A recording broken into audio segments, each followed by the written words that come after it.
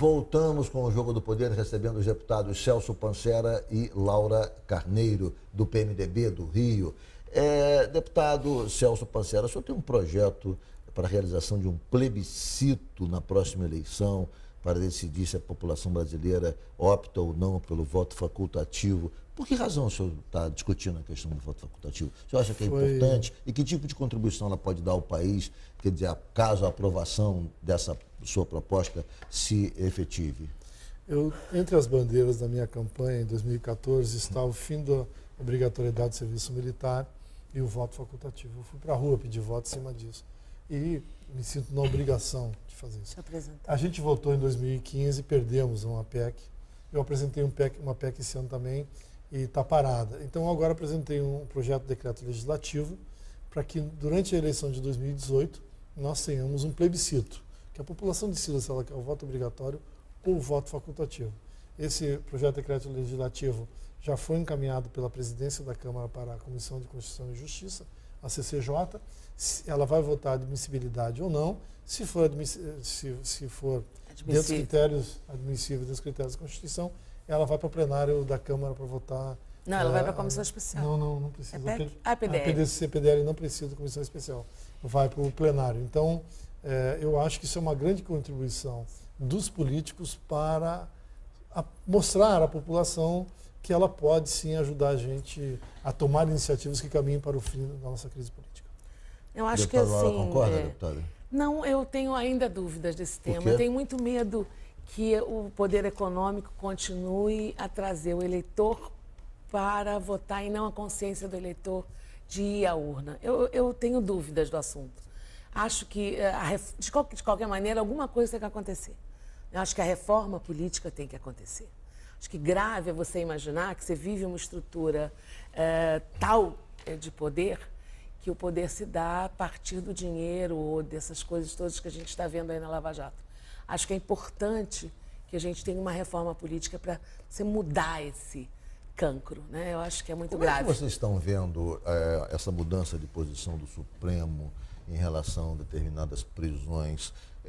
O Supremo passou agora a dizer o seguinte, olha, não vai, como disse o ministro Gilmar Mendes, o Supremo é aqui, não é em Curitiba, ou seja, a última palavra tem que ser dada em Brasília, aqui dentro dessa casa, não é em Curitiba. E durante muito tempo se estabeleceu como, digamos, o senso comum de que tudo que fosse decidido em Curitiba era porque supostamente ou verdadeiramente na direção do combate à corrupção, deve ser aprovado, ainda que não seja executado com perfeição, ainda que não seja, digamos, aquela coisa que o Leandro Carnal disse um dia desses, falou o seguinte, olha, as pessoas estão começando a fazer no Brasil fazer o mal em nome do bem, isso a gente não pode aceitar. Você viu a entrevista do Celso de Mello? Fazer o mal em nome do bem, não. Você viu do ministro Celso de Mello? O ministro Celso de Mello resume dizendo o seguinte, Supremo é a grande casa e é a Suprema Casa.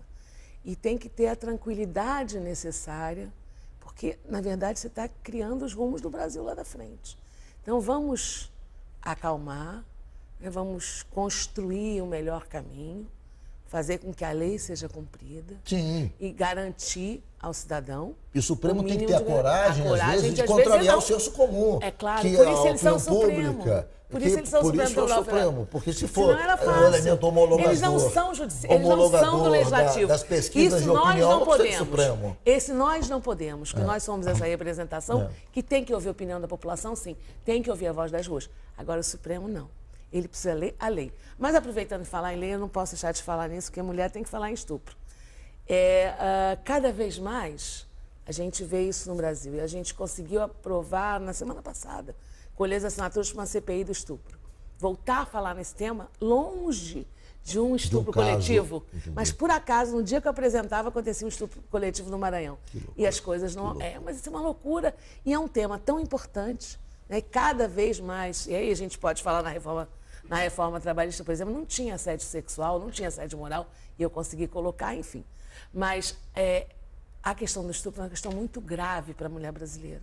A questão da violência contra a mulher. Então, a gente conseguiu e vamos ver se a gente como se endurecer um pouco mais a lei? Tem que se endurecer. Eu fiz 6 projetos de lei. Se endureceria de que forma, exatamente? Aumentando a pena. Para quanto? Há 4 anos, pelo menos. Foi que eu fiz um projeto de lei nesse sentido e fiz um outro que a gente vai apresentar semana que vem, já é uma PEC, tornando imprescritível o crime de estupro. Porque é uma loucura. É uma loucura. Como é que prescreve? É uma loucura. Na cabeça da mulher não vai prescrever nunca. Nunca. Deputado, como é que o senhor vê essa postura nova, quer dizer, que provocou uma certa discussão, você leu uma...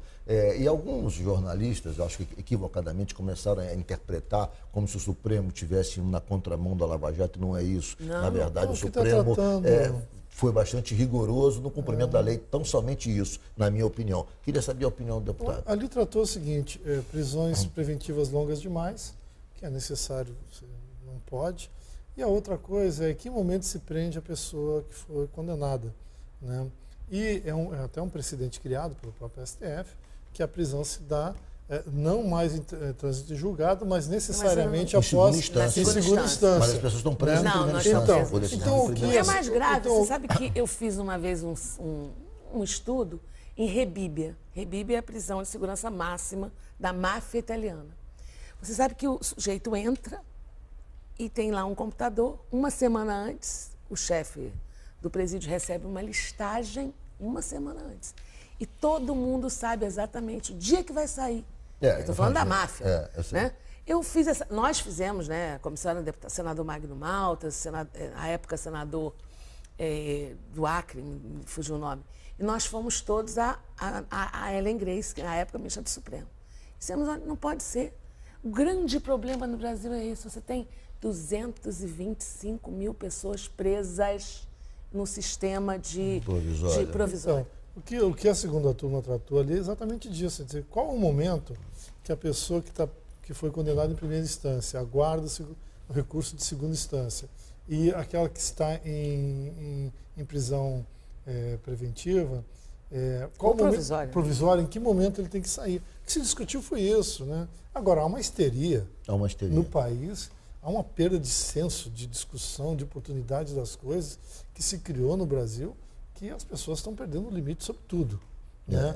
Manter o bom senso e um nível de racionalidade com a diferença. está na verdade, muito se difícil. você é diferente, Exatamente. a pessoa propõe a sua extinção. Eu tive poucas oportunidades de conviver com o ministro do Supremo. Eu estive com o falecido ministro Uri uma fui vez. Aluna de 2. Foi muito agradável a conversa. O ministro Celso Mello, eu tive uma aula maravilhosa com ele uma vez.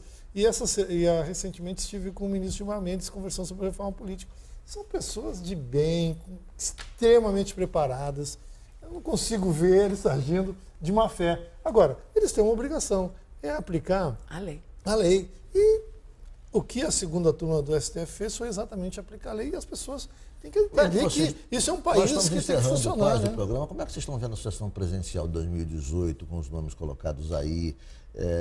E começa, digamos, a aparecer um crescimento de Bolsonaro, assustador. Um crescimento de Bolsonaro, então se espera-se, especula-se a possibilidade também ou de uma outra figura outsider, o próprio prefeito de São Paulo, que é isso, João a gente Dória, conversou, tem que ser algum outsider. Alguma coisa que não é da política tradicional. Essa será o caminho? Rapidamente, deputada Laura. Não sei se é o caminho, mas essa é a perspectiva, o que eu não sei se é o melhor. Eu diria que, quem fizer a negação da política e tiver um bom marketing, então vai crescer nesse momento. Mas é o que o Bolsonaro faz, é por isso que está crescendo. Mas eu continuo sem nenhuma chance. Eu estou na Comissão Especial de Reforma Política, é uma tarefa que eu estou me dedicando, eu gosto, é prazeroso o debate. Né? E depois das regras definidas, a gente vai ver o que sobra. Né? E aí a gente vai trabalhar esse cenário. Mas eu acho que vai ser uma eleição diferente, mas... como toda eleição, muito boa de participar. Eu tenho fé sempre. Gente, muito obrigado pela presença, foi um prazer enorme tê-los aqui no programa. Muito obrigado, deputado Celso Pancera. Eu agradeço por mais essa oportunidade, esse palco de debate, como lhe falei em off. O debate com 2 deputados juntos, a mesa fica quente. Que ótimo, fica muito interessante. Que bom. Muito obrigado, deputada Laura Carneiro, Ricardo, é uma honra por ter comparecido. Muito obrigado por ter participado do debate e obrigado a você que nos acompanhou de casa. O Jogo do Poder volta no próximo domingo às 11h15. Muito obrigado pela sua audiência e até lá.